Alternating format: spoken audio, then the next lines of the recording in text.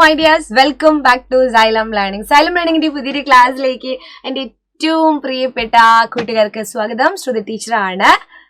ഇന്ന് ടീച്ചർക്ക് നിങ്ങളോട് പറയാനുള്ളത് മലയാളം ഫസ്റ്റ് അല്ലെ, 5ാം ക്ലാസ്സിലെ മക്കള് മലയാളം ഫസ്റ്റും സെക്കൻഡും ഒക്കെ അല്ലെ. ടീച്ചറോട് പലരും പറയുന്ന ഒരു കാര്യമാണ്, ടീച്ചറേ എനിക്ക് മലയാളം ഫസ്റ്റിന്റെ ക്ലാസ് ഒന്ന് തരുമോ, മലയാളം ഫസ്റ്റും കൂടെ വേണമായിരുന്നു എന്നൊക്കെ എല്ലാവരും പറയാറുണ്ട്.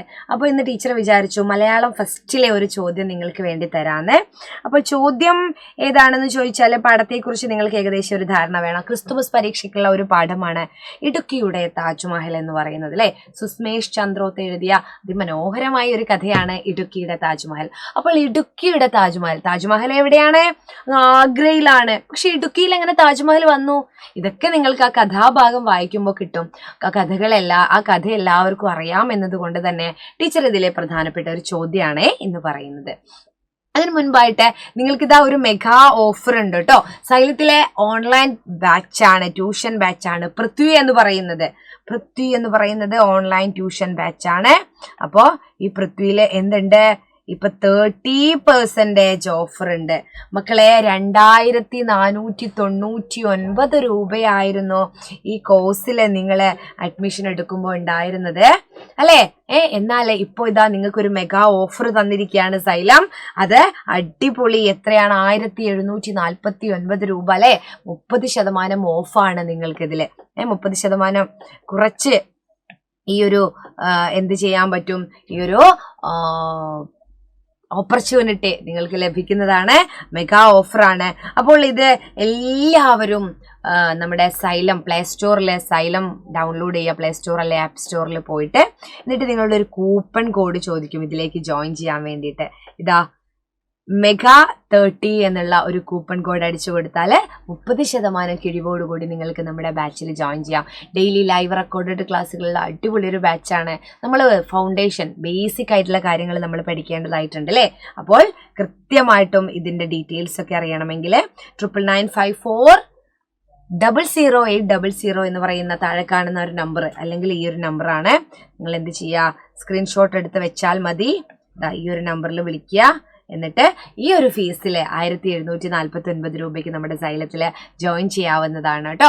അപ്പൊ എല്ലാവരും സൈലത്തിന്റെ മെഗാ ഓഫർ യൂട്ടിലൈസ് ചെയ്യാം. നമ്മൾ പറഞ്ഞു വന്നത് ഇടുക്കിയുടെ താജ്മഹൽ അല്ലെ. ഒരച്ഛനും അമ്മയും 2 മക്കളും ഇടുക്കിയിലെ താജ്മഹൽ കാണാൻ പോകുകയാണ്. എന്തായിരുന്നു ഇടുക്കിയിലെ താജ്മഹല്? ഇടുക്കി അണക്കെട്ടായിരുന്നു അല്ലെ. അപ്പൊ ഇടുക്കിയിലെ, നമ്മുടെ കേരളത്തിലെ ഇടുക്കിയിൽ ഇങ്ങനെ ഒരു സംഭവം ഉള്ളത് നിങ്ങൾ അറിയില്ലേ? യെസ്. അപ്പോ ഇടുക്കിയുടെ താജ്മഹൽ കാണാൻ അച്ഛനും അമ്മയും കുട്ടികളെയും കൂട്ടിപ്പോയതാണ് അല്ലെ. അപ്പോ അഖിലും അമ്മുവും അച്ഛൻ രാജനും അമ്മയുമാണ് നമ്മുടെ കഥയിലുള്ളത്. അപ്പോ കുഞ്ഞുങ്ങൾക്കൊരാഗ്രഹം താജ്മഹലിനെ കുറിച്ച് കേട്ട സമയത്ത് താജ്മഹൽ കാണാൻ പോകണമെന്ന്. അപ്പൊ അഖിൽ അവന്റെ ആഗ്രഹം അച്ഛനോട് പറയുന്നു. പക്ഷെ സാധാരണക്കാരനായ അച്ഛൻ രാജന് തന്റെ മക്കളെ അവിടെ കൊണ്ടുപോകാനുള്ള കഴിവില്ലായിരുന്നു. അങ്ങനെ ഒടുവിൽ ഇടുക്കിയിലെ താജ്മഹൽ അല്ലെ, ഇടുക്കിയിൽ ഒരു അത്ഭുതമുണ്ട് എന്ന് പറഞ്ഞ് അച്ഛൻ കാണിച്ചു കൊടുക്കുകയാണ് ഇടുക്കിയിലെ അണക്കെട്ട് അല്ലെ. അതാണ് കഥ നമുക്ക് വിശദമായിട്ട് ലൈവ് ക്ലാസ്സുകളിലൊക്കെ പഠിക്കേണ്ടതായിട്ടുണ്ട്. ഇനി ഈ ഇതിൽ നിന്നും ഒരു ചോദ്യം നമുക്കൊന്ന് നോക്കാം കേട്ടോ. എന്താണ്?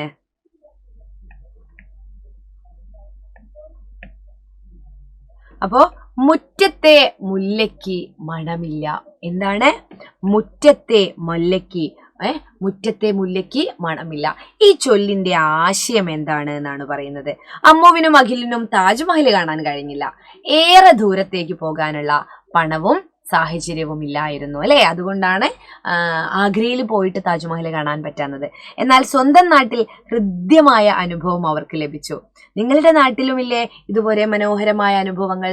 മാതാപിതാക്കളോടൊപ്പം അവിടെ സന്ദർശിച്ച് അനുഭവം ക്ലാസ്സിൽ പങ്കുവെക്കാനൊക്കെ പറയുന്നുണ്ട്. അത് നിങ്ങൾ പങ്കുവെച്ചോളാം. നമുക്ക് ഈ ചൊല്ലിന്റെ മുറ്റത്തെ മുല്ലയ്ക്ക് മണമില്ല എന്ന് പറയുന്നത് ഒരു ചൊല്ലാണ് അല്ലെ. ഇതിന്റെ ആശയം ഒന്ന് നോക്കിയാലോ? നമുക്ക് നോക്കാം. മുല്ല മണമുള്ളതാണ്. മുല്ല എന്ന് പറയുന്നത് നല്ല മണമുള്ള പൂവാണ്. പക്ഷേ മുറ്റത്തെ മുല്ലയ്ക്ക് മണമില്ല എന്ന് പറയുന്നതിലൂടെ നമുക്ക് ഏറ്റവും അടുത്തുള്ളതിനെ, സുലഭമായി ലഭിക്കുന്നതിനെ നാം ഒരു വിലയും കൽപ്പിക്കില്ല അല്ലേ. അതാണ് ഇതുകൊണ്ട് അർത്ഥമാക്കുന്നത് അല്ലെ. നമുക്ക് കിട്ടുന്നതിനെ, നമുക്ക് എപ്പോഴും അവൈലബിൾ ആയിട്ടുള്ള കാര്യത്തെ നമ്മൾ എന്ത് ചെയ്യില്ല? ഒരു വിലയും കൽപ്പിക്കില്ല. പക്ഷെ നമുക്കത് കിട്ടാത്തൊരു കാര്യമാണെന്ന് തോന്നുകയാണെങ്കിൽ അയ്യോ അതെനിക്ക് കിട്ടിയാൽ നന്നായിരുന്നു എന്ന് വിചാരിക്കും. നമ്മുടെ അമ്മ എപ്പോഴും നമുക്ക് വേണ്ടി എല്ലാ കാര്യങ്ങളും ചെയ്തു തരുന്ന ഒരു അമ്മയാണ് അല്ലേ. അപ്പോൾ നമ്മൾ അമ്മയെ വിട്ടിട്ട് ദൂരെ എവിടെയെങ്കിലും പഠിക്കാനൊക്കെ പോകുന്ന സമയത്താണ് അമ്മ ഉണ്ടാക്കുന്ന ഭക്ഷണം, അമ്മ നമുക്ക് ചെയ്തു തരുന്ന കാര്യങ്ങളൊക്കെ നമ്മളറിയാം. അപ്പോൾ മുറ്റത്തെ മുല്ലയ്ക്ക് നമ്മൾ അമ്മയുടെ അടുത്തുണ്ടാകുമ്പോൾ നമുക്ക് അമ്മേൻ്റെ വില ചിലപ്പോൾ തിരിയില്ല, മനസ്സിലാവില്ല. അതുപോലെയാണ് മുല്ലേൻ്റെ കാര്യം അല്ലേ.